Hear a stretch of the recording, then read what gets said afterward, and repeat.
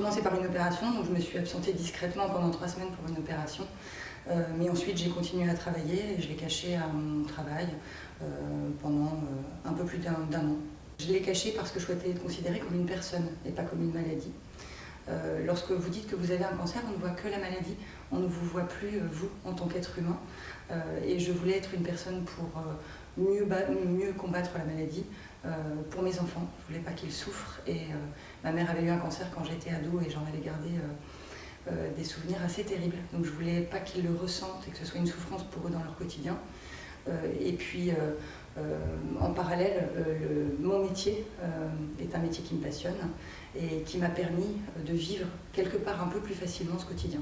Cette décision a été faite aussi sur la suggestion et avec les conseils de mes oncologues et d'amis médecins qui m'ont dit que globalement, lorsque l'on a un cancer du sein pris relativement tôt et relativement jeune, puisque j'avais moins de 40 ans, c'est quelque chose qui peut nous permettre de maintenir une vie normale au quotidien, ce qui n'est pas le cas de tous les protocoles de cancer. Donc moi, j'avais la possibilité de le faire si je le souhaitais. Et par contre, effectivement, j'ai appris à travailler différemment, à distance, être plus présente quand j'étais en physique, mais aussi être plus à distance quand j'étais dans des moments de récupération suite aux séances de chimiothérapie.